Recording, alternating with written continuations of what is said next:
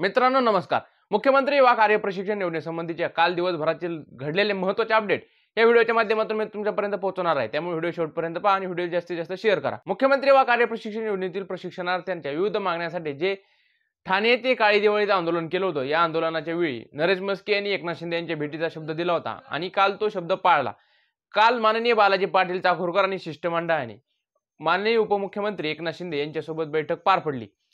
या बैठकीमध्ये काय निर्णय झाला हे तुम्हाला व्हिडिओच्या पुढे सांगतोच।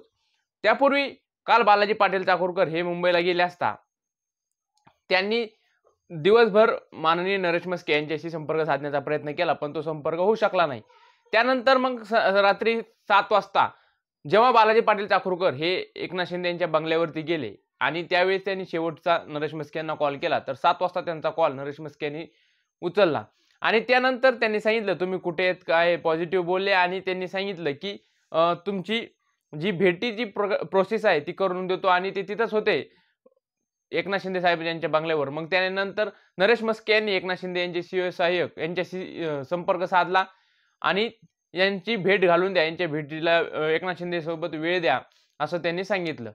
त्यानंतर एकनाथ शिंदे यांचे चिरंजीव खासदार माननीय श्रीकांत शिंदे हे सुद्धा तिथे बालाजी पाटील चाकूरकर साहेब यांना भेटले आणि श्रीकांत शिंदे यांनी सुद्धा सांगितलं तेथील त्यांची जी व्यवस्थापना असेल त्यांना की यांची आणि साहेबांची भेट घालून द्या। त्यापूर्वी माननीय उद्योगमंत्री उदय सामंत यांच्यासोबत सुद्धा माननीय बालाजी पाटील चाकूरकर आणि शिष्टमंडळाने भेट घेतली आणि उदय सामंत हे सुद्धा पॉझिटिव्ह बोलले की ते म्हटले लगेच आज संध्याकाळी मुख्यमंत्री आणि उपमुख्यमंत्री यांच्याशी बोलून काहीतरी मार्ग काढण्याचा प्रयत्न करतो। नंतर एकनाथ शिंदे साहेब यांच्यासोबत भेट झाली, बैठक झाली, पण त्यामध्ये एकनाथ शिंदे साहेब यांनी स्पष्ट सांगितलं की थोडंसं सबुरीने घ्या, मी या प्रशिक्षणार्थ्यांवरती अन्याय होऊ देणार नाही। याविषयी मी मुख्यमंत्री देवेंद्र फडणवीस यांच्यासोबत सुद्धा बोललेलो आहे, पण याला थोडा टाइम लागू शकतो असं त्यांचं म्हणणं आहे आणि असं स्वतः बालाजी पाटील चाकूरकर यांनी सांगितलं।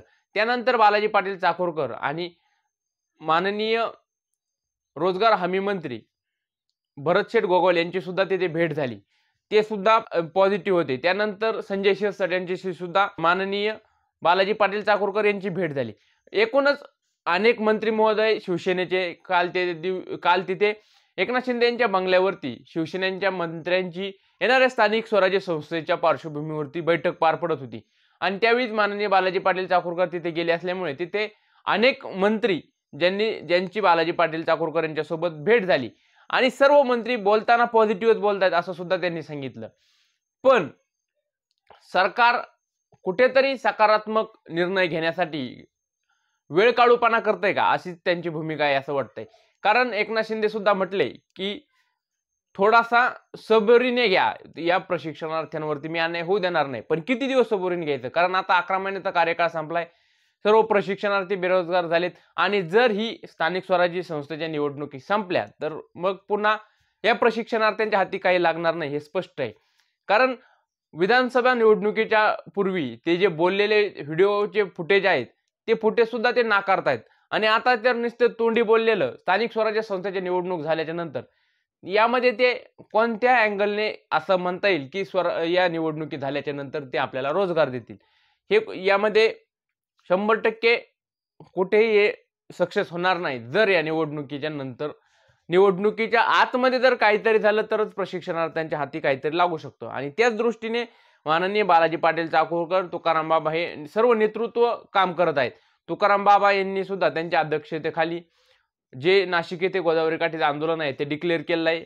आता प्रशिक्षणार्थ्यांच्या हातात शेवटचं आंदोलन आहे, कारण पुढच्या महिन्यात पुन्हा एकदा हिवाळी अधिवेशन झालं की आचारसंहिता लागतील, निवडणुका जाहीर होतील। त्यामुळे अधिवेशनाच्या पूर्वी हे आंदोलन केलं आणि जर अधिवेशनाच्या काळात सुद्धा नागपूर येथे आंदोलन केले तर काहीतरी पॉझिटिव्ह निर्णय अधिवेशनात लागू शकतो, तेवढंच आपल्या हातात आहे। त्यानंतर मग प्रशिक्षणार्थ्यांच्या हातात काही नाही आणि नेतृत्वाने कितीही प्रयत्न केले तरी एकदा स्थानिक स्वराज्य संस्थेच्या निवडणुका झाल्याच्या नंतर सरकार नुसते तारीख पे तारीख देत राहील आणि हा मुद्दा पुढे ढकलत राहील।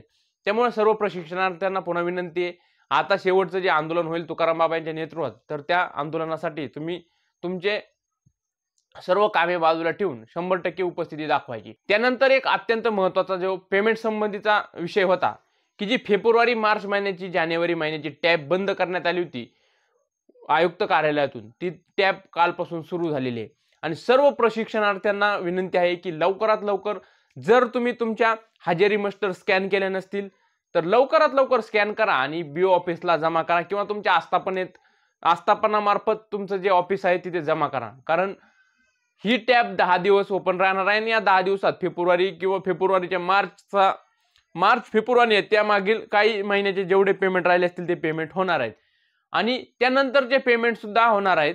पण हे जी टॅब बंद झाली होती ही टॅब आता काल ओपन झाली आहे. काल माननीय कौशल्य विभागाचे आयुक्त माळेसाहेब यांनी बालाजी पाटील चाकूरकर यांच्याशी संवाद साधून त्यांनी सांगितलं की ही टॅब आम्ही ओपन केली आणि लवकरात लवकर ह्या प्रशिक्षणार्थ्यांना प्रोसेस करून घेण्याची विनंती करा आणि त्यानुसार लवकरात लवकर सर्व प्रशिक्षणार्थ्यांनी ही प्रोसेस पूर्ण करून घ्यायची, म्हणजे जेणेकरून लवकरात लवकर सर्व प्रशिक्षणार्थींचे पेमेंट तुमच्या अकाउंटमध्ये जमा होतील. आता यावरून एवढं कळतंय की भेट तर झालेली आहे पण कोणतीही पॉझिटिव्ह चर्चा त्या भेटीमध्ये झालेली नाहीये.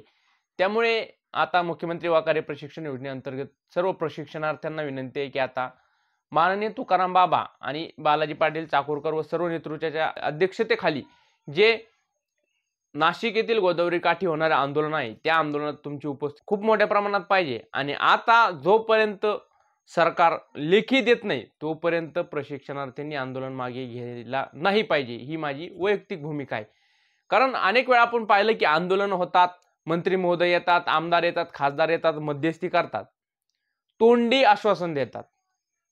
ज्यावेळेस लेखी आश्वासन दिलं असतं तर आपल्याकडे पुरावे असतात, तुम्ही लेखी आश्वासन दिले आणि तुम्हाला हे करावंच लागेल. पण जर तोंडी आश्वासन दिलं तर त्यावरती काही करता येत नाही. आपल्याला फक्त त्यांच्या आश्वासन पूर्तता कधी करतात याचीच वाट पाहत राहावं लागते. मग ते तुकाराम बाबांनी केलेलं सांगलीचं आंदोलन असेल, तिथं माननीय उद्योगमंत्री उदय सामंत आले, ते म्हणले तुमची 8-15 दिवसाच्या आतमध्ये एक शासकीय बैठक लावून देतो, हा मुद्दा मार्गी लावतो. नरेश म्हस्के यांनी जे आता ठाणेमध्ये आंदोलन झालं त्यावेळी सुद्धा असा शब्द दिला होता की तुमची शासकीय बैठक लावून देतो. पण हे तोंडी आश्वासन देत आहेत आणि त्याची पूर्तता लवकर करत नाहीत. त्यामुळे आता जे शेवटचं किंवा पुढचं जे आंदोलन होईल त्या आंदोलनात जोपर्यंत सरकार लेखी देत नाही तोपर्यंत प्रशिक्षणार्थ्यांनी आणि नेतृत्वाने सुद्धा माघार घ्यायला नाही पाहिजे, अशी माझी वैयक्तिक भूमिका आहे असं मला वाटतं. यावरती तुमच्या प्रतिक्रिया काय, तुम्हाला काय वाटतं प्रशिक्षणार्थी बांधवांनो, की आता जे आंदोलन होईल त्या आंदोलनात जोपर्यंत सरकार लेखी देत नाही तोपर्यंत माघार घेतली पाहिजे का?